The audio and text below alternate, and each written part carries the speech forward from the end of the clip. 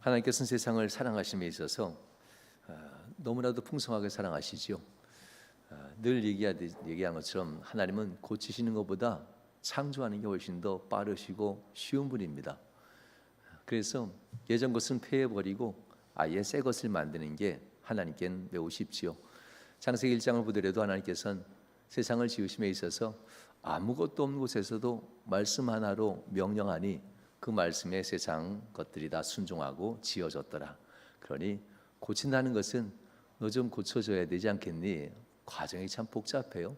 하나님 손길로 나와야 되고 하나님 손길 안에서 순종으로 머물러 있어야 되고, 그리고 또 고칠 때 아픔과 괴로움들도 참아낼 줄 알아야 되니 이 고친다는 것은 하나님께는 생각보다 번거로운 일입니다. 그러나 하나님께서는 고치는 이 모습을 통해서 이게 사랑이야 이렇게 얘기하죠. 사랑하기 때문에 참고, 사랑하기 때문에 기다려주고, 사랑하기 때문에 그 회복되는 기회의 시간들을 기다려주는 겁니다. 여기에는 고통도 따르고 인내심도 진짜 많이 따르죠. 하나님께서는 감정이 없는 분이라면 없애버리고 다시 짓는 게 제일 빠른 길이 맞습니다. 하나님께서는 오늘 본문을 통해서 우리에게 이야기합니다. 이 오늘 본문은 우리의 삶에 뭐가 정말 하나님 앞에 신앙의 길인가에 대한 이야기인데요. 인생을 살면서 어떤 게 더 좋은 것인가 길을 선택하지요. 오늘 교회 올 때도 어떤 분들은 버스 타고 오기도 하고 걸어오시기도 하고 아니면 자가용으로 오시기도 하고 여러 가지 방법으로 오셨겠지요. 운동하기 위해서 때로는 걸어오기도 하고 자전거를 타고 오기도 하고 여러 가지 방법을 쓸 겁니다. 뭐가 효율적이다는 얘기는 아무도 하지 않아요. 본인이 선택한 대로 예배당에 왔을 테니까요. 그러나 이익을 만들어내는 곳에 있어서는 사람들은 효율성을 찾아요. 어떻게 하면 비용을 더 절감하면서 더 많은 이익을 낼 수 있을까? 이런 얘기들이죠. 그래서 어떻게 하면 더 많은 이익을 내기 위해서 효과적인 것을 찾아내곤 합니다. 세상에서 바로 이런 효율과 효과적인 면으로서 잘했다, 괜찮다, 훌륭하다 이렇게 인정하긴 합니다. 그러나 새로운 것, 세상에 없던 것을 뭔가 만들어내고 방향을 제시할 때는 효율과 효과를 가지고는 불가능하다는 것을 우리는 압니다. 효율이나 효과에서 미래가 나오지는 않습니다. 현재를 좀 더 편안하게 하고 현재를 좀 더 안전하게 만드는 데는 효율과 효과가 분명히 필요하지만 미래에 대한 변혁을 만들어내에 있어서는 효율을 붙잡는 순간 미래로 나가지 못하게 됩니다. 그것을 놓고 변혁이라고 하지요. 변혁을 다르게 표현하면 혁신이라고도 합니다. 현재에 안주하지 않고 미래로 나아가는 모습들. 오늘 본문 말씀은 바로 그 얘기를 하는 거예요. 한 농부가 씨앗을 뿌리는데 왜 그 길가에 뿌리겠어요? 말도 안 되죠. 땅도 가라앉지 않은 곳에 씨앗을 뿌리는 일은 있을 수 없어요. 한 농부가 씨를 뿌리는데 똑같은 씨를 가지고 왜 돌밭에 가서 뿌리겠어요? 그 아무런 열매도 맺지 못하잖아요. 그런데도 여전히 똑같은 씨앗을 뿌린다고 해요. 또 한 농부가 씨앗을 또 가져가서 뿌리는 데 있어서 가시덤불에다 그 씨앗을 뿌린다라는 이런 얘기예요. 똑같은 씨앗을, 낭비죠. 바보가 아닌 이상 누가 그 가시밭에 그 씨앗을 뿌리고 누가 그 돌짝밭에 그 씨를 뿌려요. 차라리 집에서 맛있는 밥을 해 먹고 더 힘을 내는 게 낫잖아요.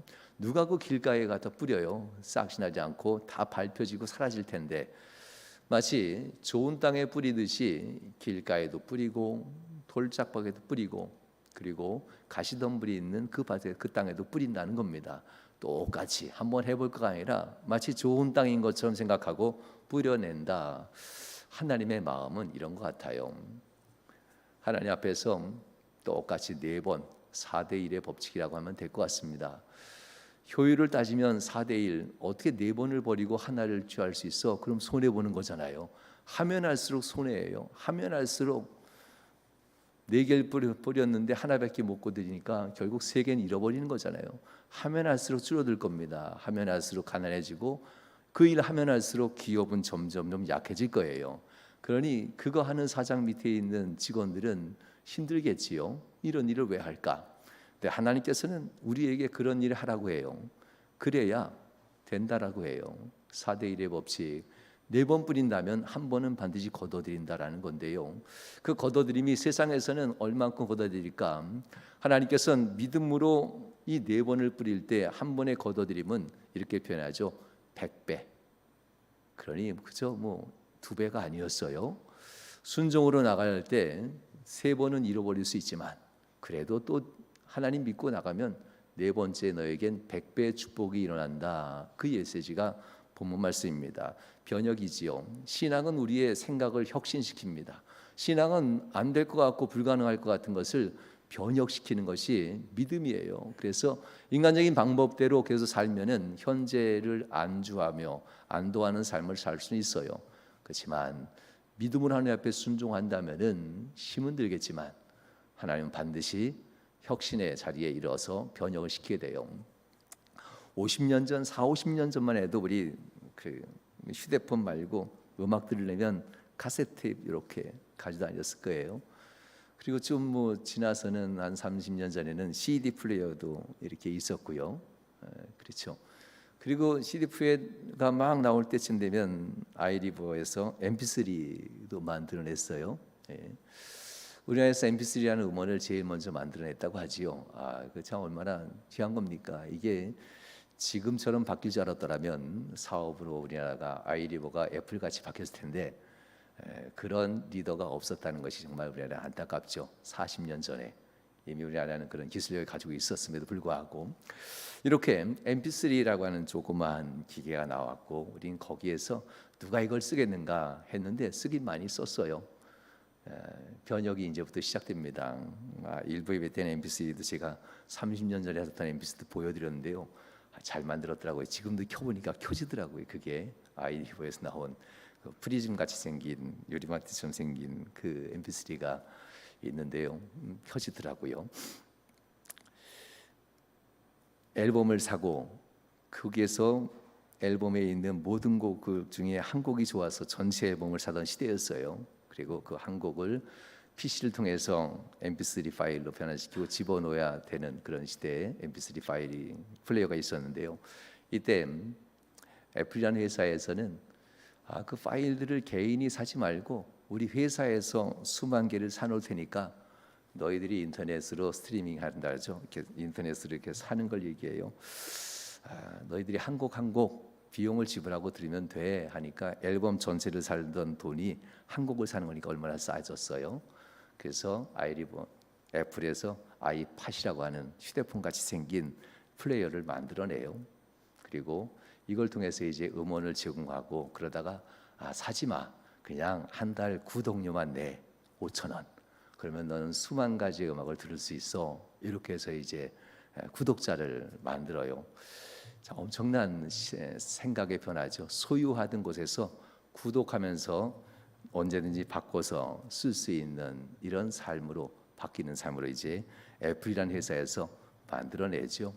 그러다가 그 아이팟이라는 휴대폰 모양으로 생긴 거기에 화면만 더 크게 해서 야 이거 여기다 카메라 달고 통신 모듈만 집어넣으면은 휴대폰이 되네.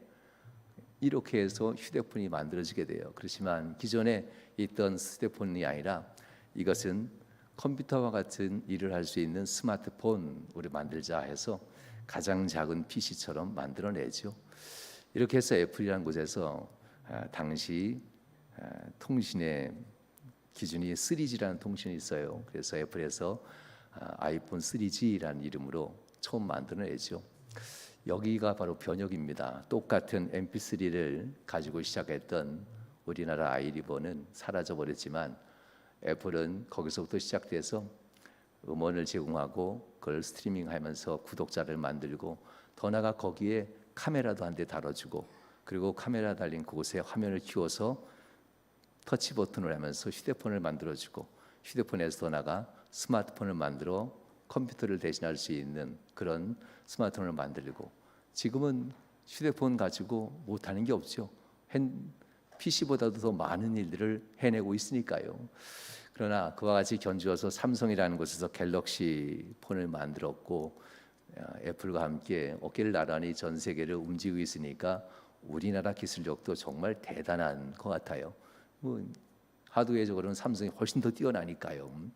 이렇게 혁신과 변화라는 것은 남들이 생각하지 못했던 것을 생각해내는 건데요. 소유하는 곳에서 그냥 구독하고 그때그때 사용하고 내려놓을 수 있는 거, 이렇게 생각의 변화를 만들어낼 때 획기적인 것들을 만들어내게 되지요. 미래에 대한 불확실성이 아니라 미래의 길을 열어갈 수 있는 지혜가 필요해요. 인생을 살면서 하루하루의 루틴을 잘 만들어내는 사람이 성실하다라고 표현하지만, 하지만 그 사람들이 꼭 좋다라고 표현하진 않아요. 루틴을 잘 만들어낸 사람이 있어요. 아침부터 저녁까지 자기의 시간의 흐름을. 성격 MBTI에서 보면 그런 분들이 이제 대문자 I로 시작되는 분들이고요. 루틴을 전혀 못 만드는 분이 있어요. 애플의 창업자 같은 사람들 못 만들어요. 이런 사람들을 대문자 E로 다 시작한다고 합니다. 뭔가 생각한 것을 결론 낼 때까지 절대 멈추지 않는 사람들, 이런 분들은 하루가 이틀이나 사흘이나 그 루틴이 없어요. 그러니 그 루틴을 잘 만들어낸 사람과 창조적인 사람이 잘 맞아떨어지기만 하면 혁신이 만들어진다라고 해요. 인생을 살면서 하나님 앞에서 미래에 대한 불확실성, 효율적이지 못하다라고 하면서 늘 현재의 안도를 원하는 이런 스타일의 그런 분들이 있으면 안정적인 삶을 살게 됩니다. 그러나 때는 혁신과 변혁을 위해서 창조적인 사람이 함께 손을 맞잡을 때 놀라운 변화가 일어나게 되지요. 오늘의 이야기, 이 씨앗의 이야기가 그거였어요. 남들이 오면 너 바보냐? 왜 길에 가서 씨를 뿌려? 그렇게 한다고 교회인이 전도가 되냐? 그렇게 한다고 뭐가 되냐라고 할 수도 있어요. 그렇지만 너 바보냐? 왜 돌짝밭에 가서 그걸 씨앗을 뿌려? 돌을 먼저 걸러내야지. 그런 다음에 땅 좀 부드럽게 하고 거기다 씨앗을 뿌려야지.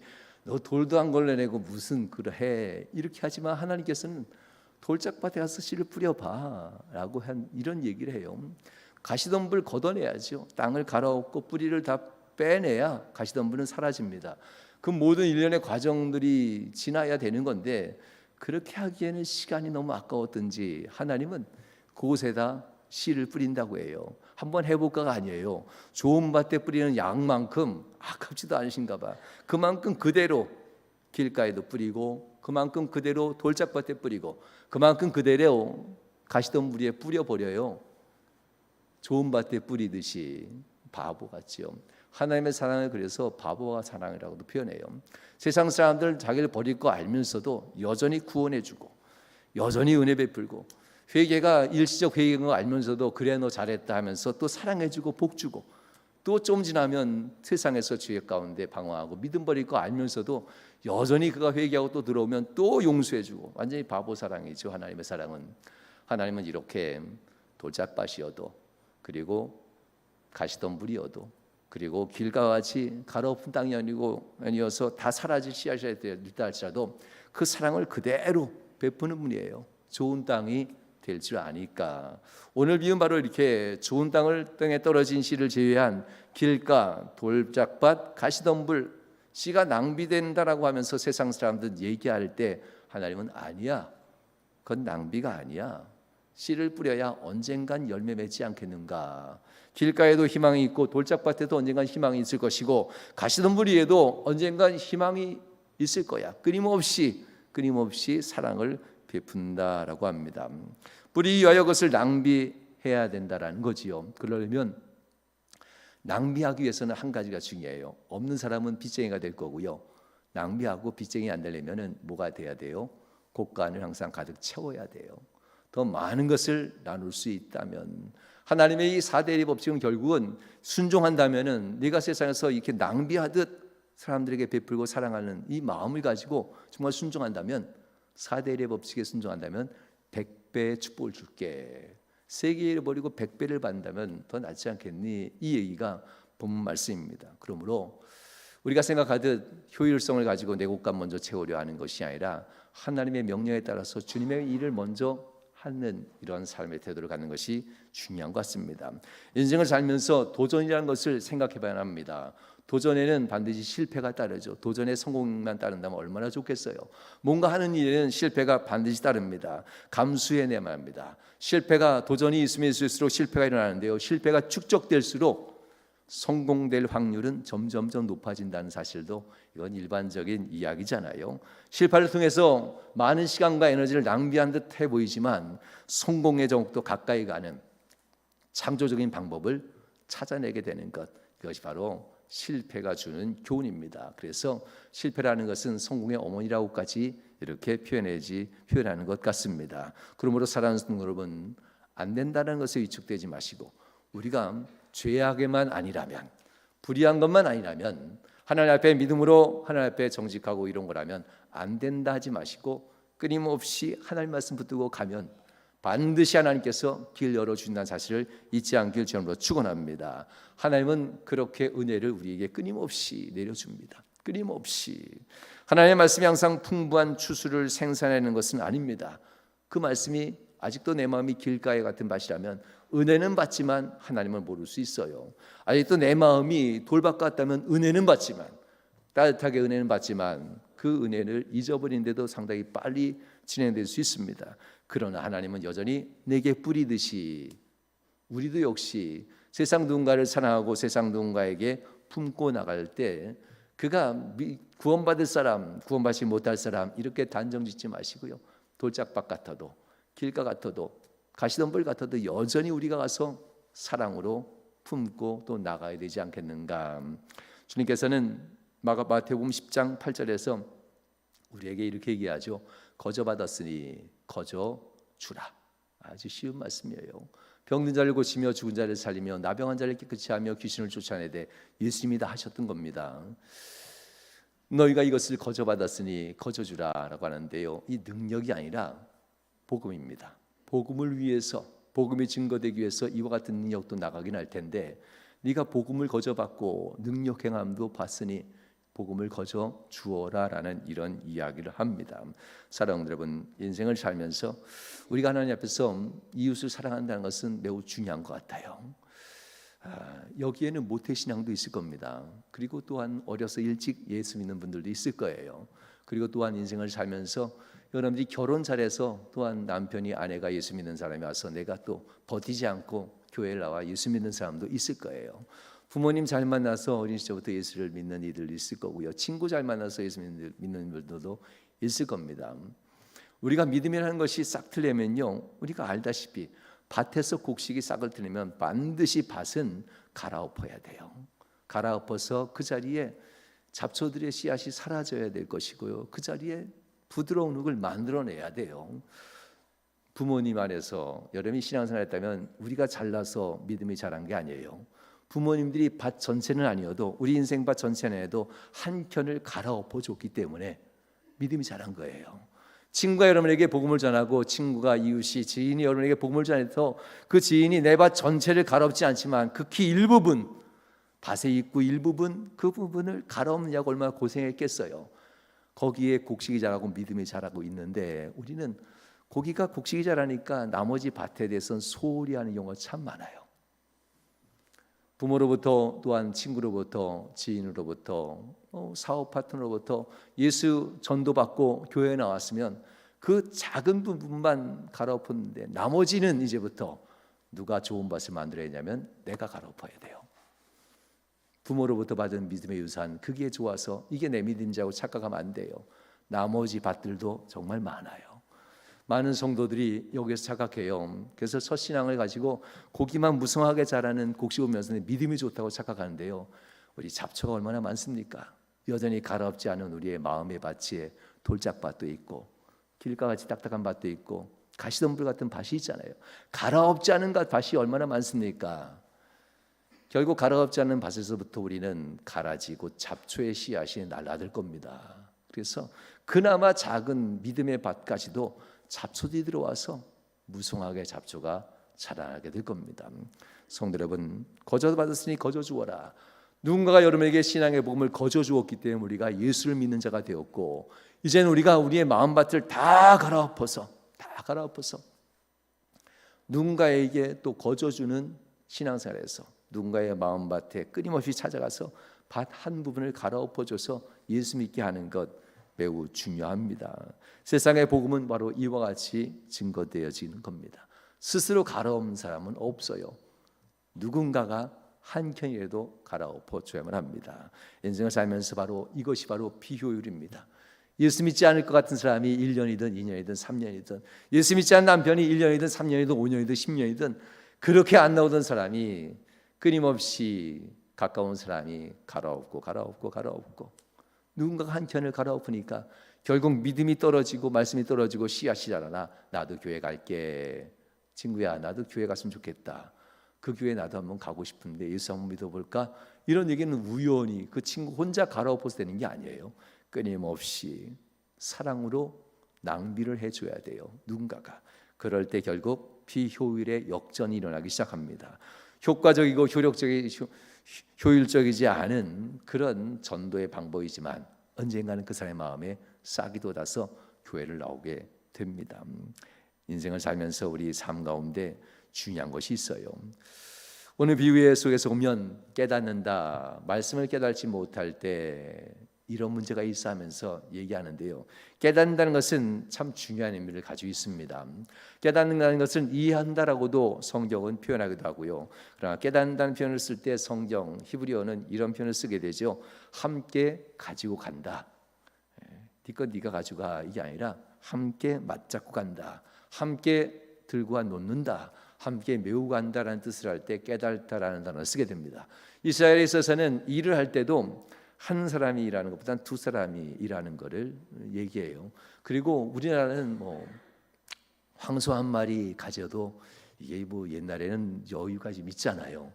이스라엘 사람들은 황소 한 마리로 갖지는 않았어요. 이스라엘은 꼭 한 결이라고 해서 두 마리가 한 멍에를 두 개의 멍에를 하나로 묶어서 두 마리가 함께 끌게 돼 있습니다. 함께 한다는 것은 예수님께서는 이 두 마리 소가 함께 밭을 가는 걸로 표현해요. 함께 이해한다라는 건데요. 꼭 이스라엘 사람들에게 있어서는 두 마리의 황소가 밭을 갈 때 이런 방법 씁니다. 잘 훈련된 소가 있고요. 아직 미숙한 소가 있어요. 경험이 적은 소. 그럼 둘이 한 쌍이 돼요. 결국 누구에게 맞출까? 어떤 소에게 템포를 맞추고 리듬을 맞출까? 당연히 아직 훈련이 덜 된 미숙한 소에게 훈련 잘 된 소가 템포를 맞춰가요. 그러면서 왜 이렇게 안 되니가 아니라 그냥 묵묵히 가는 겁니다. 갈아엎으면 그러면서 미숙한 소가 점점점 훈련이 받도록 합니다. 그러는 과정에 밭갈 때는 바깥에서 절대 밭가는 주인이나 지나가는 사람들이나 이웃들이 칭찬하지 않아요. 칭찬한다는 것은 못하고 있는 소가 있다는 뜻이잖아요. 둘이 가는데 누굴 칭찬합니까? 누굴 칭찬하면 한 사람은 못한다는 건데 그냥 아무 말하지 않고 지켜본다고 합니다.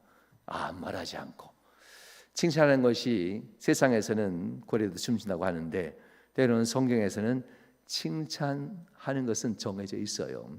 혼자서 회복할 때, 그러나 둘이 일할 때는 칭찬하지 않아요. 누군가 한 사람은 쫓아가기 바쁜데 이런 의미로 얘기합니다. 그래서 이해한다라는 말을 쓸 때는 함께 가져온다, 함께 그 자리에 갖다 놓는다라는 것을 의미합니다. 신앙생활 할 때 그러므로 우리가 함께 일하는 이 곳에서는 잘하는 사람을 칭찬하는 것보다는 겸손하게 함께 일하는 사람을 붙들고 가는 이쪽이 훨씬 더 귀하다는 겁니다. 이것이 바로 주님이 우리에게 주시는 이해입니다. 주의 말씀, 너는 그거밖에 안 되냐? 너는 맨날 해도 어떻게 싹이 안 나? 믿음이 안 자라? 길가의 밭처럼, 돌짝밭처럼, 가시나무의 밭처럼, 가시덤불의 밭처럼 넌 믿음이 어떻게 안 자라냐? 지금까지 한 신앙이 얼마인데 이렇게 해버리면 이제 어떻게 하라는 거예요? 그러면 나가라는 얘기잖아요. 우리하고 안 맞아, 이런 얘기잖아요. 그게 아니라 너도 언젠가는 될 거야. 그런데 내가 네 밭을 조금 갈아엎어줘야 되는데 내가 기울어서 미안해. 이게 하나님의 마음이에요. 분명 우리는 거저받았는데 누군가가 내 밭을 갈아엎어줘서 믿음이 자랐는데 내가 그에게 수고하지 않은 것이 있으니 믿음이 안 자란 거네. 이렇게 하면서 믿음이 약한 사람을 이해하고 함께 가는 이런 일들이 본문 말씀의 이야기이기도 합니다. 그러니 우리는 함께 있다는 것을 잊지 마십시오. 혼자 신앙생활하기도 바쁜 이 시대예요. 이걸 가지고 마귀는 우리를 유혹해요. 바쁜데, 어려운데, 힘든데 하면서 이 유혹에 빠지기가 쉬워요. 유혹에 빠지지 않기 위해서 우리는 하나님께 더욱더 기도하고 내 곁에 있는 믿음 약한 사람을 보고 이 사람을 품고 가는 일에 우리가 더욱더 힘쓸 수 있길 주님으로 축원합니다. 깨닫는다는 것 결국 받아들이게 되고 이것을 유지해 간다라는 의미이기도 합니다. 마음이 옥토인 사람은 말씀을 듣고 그리고 이것을 유지시키는 사람이기도 해요. 우리가 사는 세상 밭은 매년마다 가롭지 않으면요 신기하게 망초꽃이 펴요. 1년 2년만 딱 가면 망초가 어디서 날라오는지 그 망초 때가 날아와서 망초꽃이 일어나기 시작하면은 참 꽃은 이쁜데 그거 가을 되면 얼마나 지저분해요. 꽃은 이쁜데 이게 질 때 되면 진짜 지저분해요. 그리고 온 땅을 다 망가뜨리죠. 유지한다고 하는 것, 옥토라는 것은 세상 사는 이상 우리에게 끊임없이 잡초 씨앗이 날라오게 돼 있습니다. 이것을 유지하기 위해서는 끊임없이 갈아엎어야 되고 또 엎어야 되고 누군가의 밭을 또 도와줘야 되고 열매를 맺는다는 것에 매우 중요한 방점을 찍고 있습니다. 갈아엎어야 망초 때와 같은 잡초들이 날라오지 않고 갈아엎어야 뿌린 씨앗들이 거기서 열매를 씨앗이 싹이 나고 마침내 꽃이 피고 열매를 맺게 된다는 것, 열매를 맺는다는 것 마태복음에서는 18번이나 나옵니다. 많이 나오는 숫자입니다. 분명히 좋은 나무가 좋은 열매를 맺는다라고 주님은 우리에게 말씀해주고 있습니다. 좋은 땅이 돼야 좋은 나무가 심겨지게 되고 자라나게 되고 이 좋은 나무가 결국 자라나 좋은 열매를 맺게 된다라는 이런 일입니다. 아까 말했듯이 처음부터 좋은 땅은 없습니다. 누군가가 우리에게 땅을 한편 갈아엎어줬기에 믿음이 자랐고 그리고 우리가 또한 열심으로 믿음 생활하면서 남은 땅을 다 갈아엎기에 좋은 땅이 됐고 믿음을 또한 지키면서 여기까지 온주합니다. 그리고 이제는 누군가의 땅을 갈아엎어줘야 되는 사명이 우리에게 있다고 하는 것. 사랑하는 여러분, 여러분의 가족을 위해 더욱 하셔야 될 일인 것 같아요. 남편의 신앙, 아내의 신앙이 따로따로 있다라고 생각하면요, 뭐 그렇게 사시면 되겠지만 그러나 믿음이 더욱더 굳건한 쪽이 있습니다. 그러면 믿음이 굳건한 쪽에서 그렇지 않은 쪽에 땅을 끊임없이 알게 모르게 갈아엎어줘야 돼요. 갈아엎어주고 믿음의 씨앗이 떨어져 열매 싹이 나고 열매 맺을 수 있도록 끊임없이 누군가는 도와줘야 될 사람들이 있다는 겁니다. 그것이 가족이라면 가족을 위해서 끊임없이 그것을 노력할 수 있길 주님으로 축원합니다. 여러분의 가족을 축복하고 싶습니다. 좋은 땅이 되시길 축원합니다. 또한 여러분들 좋은 나무가 되시길 축원합니다. 크고 우람한 좋은 나무가 되어 좋은 열매 맺기를 축복합니다. 그래서 멀리 씨앗을 날리는 그런 크고 우람한 좋은 나무가 꼭 되시길 바랍니다. 믿음이 자라지 못하면요, 우리 알잖아요. 코스모스들이 멀리 안 퍼지죠. 그죠? 코스모스 커봤자 뭐 1m, 1m 50대일까요? 작으면 더 작되잖아요. 한 떨어지면 그 밑에 뚝 떨어져서 거기에 막 바글바글해요. 거기에 이렇게 바글바글. 그래서 만약 여러분들이 큰 나무라면, 굴참나무같이 큰 나무라면, 우람하게 자란 큰 나무라면 내 주변에만 나만 돋보이면 돼 하면서 코스모스처럼 막 내 주변엔 어느도 오지 마, 나만 돋보여야 돼, 이런 코스모스 말고 굴참나무처럼 높이 자라서 멀리까지 가서 새롭게 멀리 또 솟아나는, 그래서 멀리서 보면서 믿음 저렇게 가야 되겠다, 이런 사람들이 되어야만 해요. 이건 좋은 땅, 좋은 나무야만 가능해요. 그저 자라나지 못하고 크지 못하는 작은 나무들이 된다면은 그 밑에만 떨어지게 될 겁니다. 함께 죽어가죠. 너무 밀집되어 있으니까요. 말씀을 전하는 것도 중요하지만 여러분들이 크고 우람한 좋은 나무로 성장하는 것이 더 중요합니다. 그래야 결국 나만 돋보이는 인생이 아니라 멀리 나가서 멀리서도 보이고 존경받는 그런 사람이 돼요. 가정에서도 역시 남편이 아내를, 아내를 남편을, 부모가 자녀를, 자녀가 부모를 향할 때도 그런 코스모스 같이 바글바글한 거 말고, 야, 너 좀 그렇게 대범하고 이렇게 멋있냐, 이런 정도의 신앙으로 성장하면 참 좋겠습니다. 우리가 인생을 살아갈 때에 좋은 나무가 된다는 것, 명함께도 40년이라는 세월을 지났습니다. 얼마만큼 자랐을까요? 높은 나무, 우람한 나무가 됐을까요? 아니면 우리만 여기만 이렇게 뿌려진 코스모스가 되었을까요? 40년 동안. 저까지 5대 목회자가 부임한 명암교회입니다. 저 부임하면서 들었던 거 40년 전에, 3, 40년 전에 가난한 동네였다라는 얘기 진짜 많이 들었어요. 그리고 3, 40년 전에는 세빵살이한 사람들은 주인의 화장실은 못 쓰고 공동 화장실 가서 써야 될 만큼 정말 가난한 동네였다라고 그렇게 듣고, 없어서 정말 그런 일도 많이 당했다라고 하는 얘기도 들었는데요. 40년 전 환경과는 많이 달라졌죠. 그야말로 곤지암은 40년 전에 비하면 엄청나게 부유한 동네가 됐어요. 진짜 부유한 동네가 됐어요. 환경이 완전히 바뀌었습니다. 공중화장실 한 개 가지고 쇠빵살이한 사람이 있었던 그런 가난한 동네가 지금은 부유한 동네로 다 바뀌었잖아요. 곤지암 많이 변하고 혁신이라는 것을 곤지암이라는 동네를 통해서 보게 됩니다. 40년 전의 씨앗, 40년 전의 환경을 가지고 지금도 똑같이 심으려 한다면 우리 아이들 공중화장실 가라는데 누가 갑니까? 안 가죠. 집에 있는데 40년 전 생각으로 우리가 이 교회를 운영한다면은 이 교회는 다시 40년 전으로 돌아갈 수밖에 없어요. 거기에 발목이 잡힐 수밖에 없다는 겁니다. 하나님은 우리에게 변혁을 기대하십니다. 40년 전에 익숙한 생각 말고 앞으로 40년을 바라볼 새로운 변화를 기대하십니다.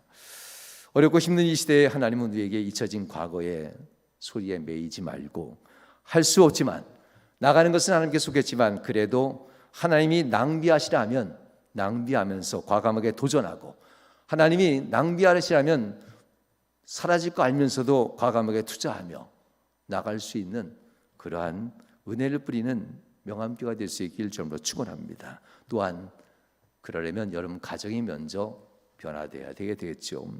여러분의 가정이 변화되지 않고는 이런 일들이 나지 않습니다.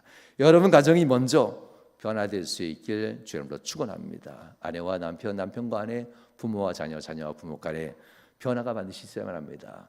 과거에 자기가 자라났던 기준을 가지고 아내를 보거나, 과거에 자기가 살았던 가족의 분위기를 가지고 남편을 바라본다거나, 내가 살았을 때는 어떤데 하면서 자녀들을 과거에 자꾸 메어버리게 하는 부모가 되면 절대 안 됩니다. 시대가 바뀌었습니다. 이 시대가 바뀌었습니다. 가족이 바뀌고 원하고 가정이 변화되기를 원한다면 4대1의 법칙, 나 때는 이게 아니라 하나님은 4번을 버려야 1번을 얻는다는데, 그 마음을 가지고 시대를 읽을 줄 아는 눈을 갖고, 시대를 읽을 줄 아는 눈을 가지고 가족을 생각한다면 뭔가 바뀌지 않겠습니까? 여러분 가정에 하나님의 축복이길 주님으로 축원합니다.